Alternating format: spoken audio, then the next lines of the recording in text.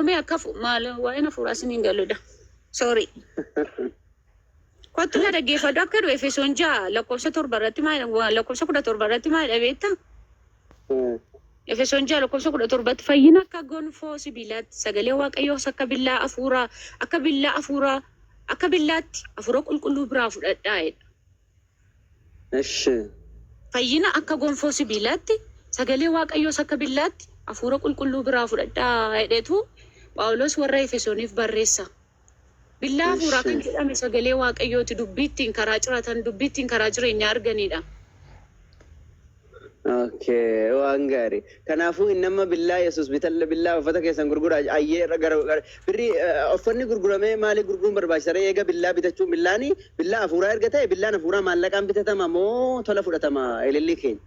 Dubbii dachaadhaan siin jedhee amma mee rakkoo dubbii dachaadha uffanni billaan afuuraa maallaqaan bitatama moo waaqayyoon namaa kenna.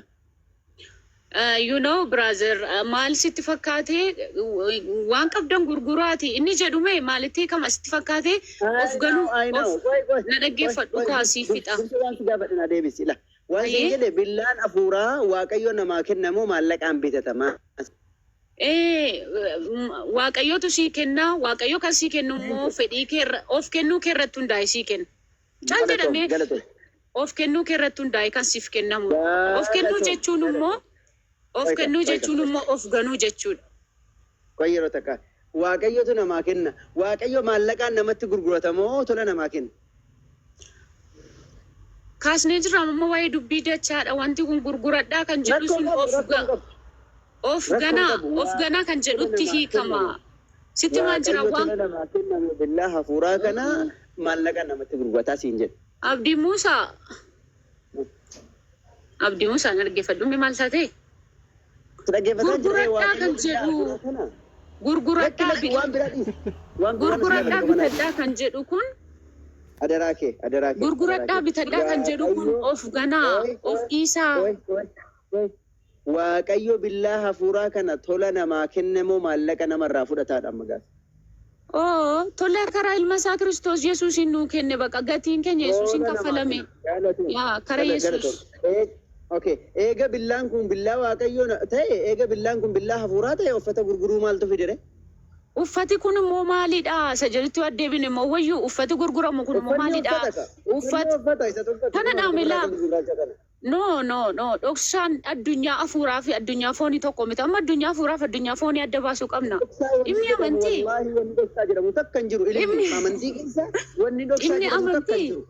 Dhimmi amantii. Dhimmi amantii dhimma afuuraadha sii galeera. Addunyaan foonii fi addunyaa afuuraa walitti da'uudhaan amantii nuti amanu tokkoyyuu hin jiru. Ililli Yesuus Kiristoos guyyuma tokkollee Yahudotarra namni jallaan hin jiru. Fariisotarra warri badaan hin jiru. Warra saniinuu takkaa dhoksaa afuuraa jedheen beeku inni. Afuuraan malee isin hin galu. Afuuraan malee akkasin ta'uu dhoksaa afuuraa. Bakkuma takka Yesuus mee bakka ittiin Yahudota wajjin haasa'aa ture. Fariisota wajjin haasa'aa ture. Warra seeraa wajjin haasa'aa ture. Saduuqota wajjin haasa'aa ture. Bakkuma takka itti mee bakka inni afuuraan malee isin hin galu. Dhoksaa afuuraa bakka inni jedheen mee naaf himee ragaa. Eessaa fiddeetu waan dhoksaa afuuraa ittu kana. Amma isa jalqaba turree keenya keessa maa banaree abdii isatti immoo hin deebinu yookaan booda. Hindaane dhoksaa afuuraa jettee isaa abdii shoo. Afuura jala dhokkattee. Inaarre dhugaa rabbi inaarre. Inaarre kaayisoo. Maal si aarse? Afuurri. Kiristoos yoo namaa galee afuura tasgabbii namaa kenna. Afuura wallatama jechaa jirtu madda baqiyaadha. Waan jalatti dhokatanii soban. Malee afuura jedhee Yesuus Kiristoos guyyaa tokkollee saduuqota, fariisota, Yahudota afuuraan malee isin hin galu. Dhoksaa afuuraa jira. Afuurota akkas ta'e. Yesuus Kiristoos waan inni hin dubbatiin warra jallataa daangaa hin qabne warra raajota ajjeesaa ture. Warra raajota lafarraa fixaa tureenuu Yesuus guyyaa tokko dhoksaa afuuraa. Anjarri anama waa'ee Yuudota fariisota miti. Waan dhoksaa afuuraa jettu kana eessaa fiddeedha amma. Yesuusuu waan dhoksaa afuuraa guyyaa tokko dhoksaa afuuraati afuuraan malee isin hin galu jedhee dubbatee hin beeku. Ati eessaa fiddee? Okay, abdii. Maal sitti fakkaate sirriidha. Yeroo Yesuus biyya lafaarra ture jechuudha. Yesuus goofticha ofuma isaayyuu isaan keessa waan turee fi gana waan kan biraan isaan hin barbaachisne. Garuu Yesuus gaafa deemuuf kee maal akka jedhe beektaa? Kan isin dubbatuun isin ergaa. Kan isin jajjabeessuun isin ergaa. Ani kophaatti isin hin dhiisu. Kan isin jajjabeessu kan dubbii akkasin hojii kana hojjettan barumsa waggaa 3 walakkaa barattan kana deemtanii intini akka gootan wangeela Kiristoos akka lallabdaniif kan isin jajjabeessuun isin ergaa ittiin jedhe. Kan isaan jajjabeessu kun immoo eenyudha Waaqa lammaffaa kan biraa dhufaa jennee kan yaadnu yoo ta'e no. Yesuus deemee guyyaa 50ffaa booddee hafuurri qulqulluun bartoota walitti qabamanii jiran gidduutti bu'e. Siigaleera. So hafuurri qulqulluu yeroo sana bu'e gara dhugaa beeku hundumaatti namoota akka geessu ta'e hafuurri qulqulluu. Barri nuti amma keessa jiraachaa jirru kun bara hafuura qulqulluuti. Siigaleera.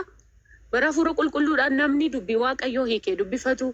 Bara hafuura qulqulluudhaan namni Waaqa kadhateellee waan kadhatu biraa argatu. Bara hafuura qulqulluudhaan lapheen namaa jajjabaatu. Namni mee Wani galatti gabaabsita. Akkasii galu fedhanii gaabduu maaliin godhanii akkasii galu fedhanii barichi bara hafuura qulqulluudha kanaafuu waa'ee hafuura qulqulluu 99 kaasasiin jechuun barbaade. Walii galatti Yesuus Kiristoos takka bartoota yeroo barsiisu Fariisotaa fi Saduuqota akkasumallee warroota Yahudotaa gaafa barsiisu isiniin galuu kun dhoksaa qabaa jedhee dubbatee beeka. Amma gaaffii ishuu ta'e maaf hin kaasteetu maaliif waan sasalphaa kaastaa? Ishuun kana caalan jiru waan kamuu yeroo isin gaafatan kun hafuura foon isin galuu dhoksaa hafuura qulqulluu waan akka isin gaafannu dhabne gaaffii tokko gaafannaan hafuura bakka hafuura. Kanaafuu Yesuus Kiristoos guyyuma tokko dhoksaadha jedhee waan dhoksaa barsiise qabaadha. Yesuus Kiristoos maal jedhee ani mana qulqullummaa keessatti Yesuus Kiristoos mana qulqullummaa keessatti ani mul'inatti isinitti himeera dhoksaatti waan an barsiise tokkollee hin qabu na qabu yoo barbaaddan. Achittuu na qabuu dandeessan jechuudhaan dubbate. Yesuus bakka takkatti illee waan dhoksaan barsiifne. Isin waan dhoksaa jedhamu kana eessumaa fiddaniidha amma gaaffiin kun. Dhoksaa jedhan kan amantiin barra dhokfamee osoo hin taane dhokatamee osoo hin taane dhaggeeffadhu. Dhokfamee yookaan dhokatamee osoo hin taane amantiin ifaan ifatti barsiifama. Wanni dhoksaa jedhamu amantiin osoo hin taane loojikii ittiin wal jalaa miliqanuu jedhama. Lakki inni loojikii miti dhimma hafuuraa akkuma siin jedhe dhimma hafuuraa addunyaa hafuuraati. Amma amantii musliiminaa kan jettu harkaan hin qaqqabatamaa ijaan hin argamaa garuu taateeti guyyaa guyyaatti jireenya kee keessatti dalagduudha miti. Konnekshinii terapii keetiin qabduudha miti.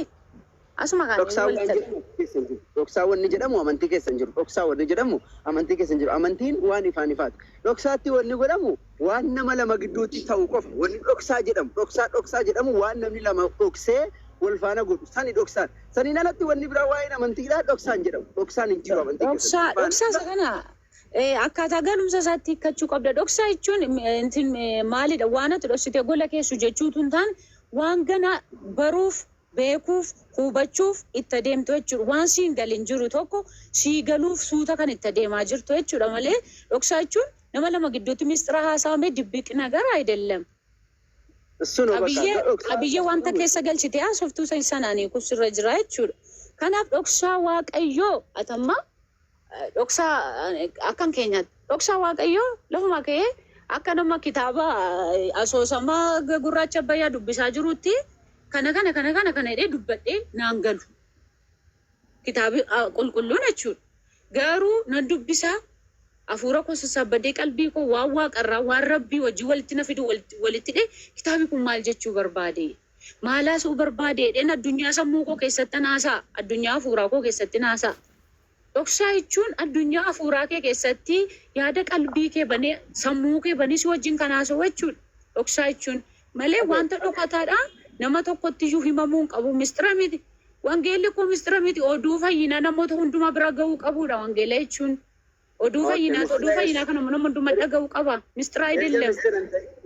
Eega mistira hin ta'ini isin maaliif waan garii mistira keessaa gooture? Maa mistira goota? Wanti mistira ta'e hin jiru garuu jechuudha. Tarii nama keessatti ibsee jiraachuu danda'a. Mistirri hin jiru. Mistirri ganaanuu yoo jiraate mootummaa Waaqayyoo isa dannee keessa jiran isa hafuuraan eeggataa jiru sana duwwaa fuulaan arguudha bakka. Fuulaan Kiristoos hin deebi'ee dhufu arguudha. Mistirri hin jiru macaafa keessa. Hafuura qulqulluu keessa gaafa galtu dhoksaa siif galuudhaan jedhama. Dhoksaa mistirri hin jiru jettaa dhoksaa jetta. Dhoksaan bar mistira afaan Amaariffaatu mistira. Afaan Oromootiin immoo dhoksaadha. Mistirri hin jiru jechaa dhoksaa hin jedhin kaa. Eega dhoksaa ila eega mistirri hin jirre dhoksaanis hin jiru. Dhoksaa fi mistira bara gargar baasuu jira. Isaan gargarii miti tokkichuma. Dhoksaan afaan Oromooti. Mistira jechuun immoo afaan Amaariffaati. Ati amma afaan Oromootiin jira. Afaan Oromootiin jira. Afaan Amaariffaatiin jiru. Keef maal jechuudha? Dhoksaan maal jechuu kan si barbaade si galeera. Amma mee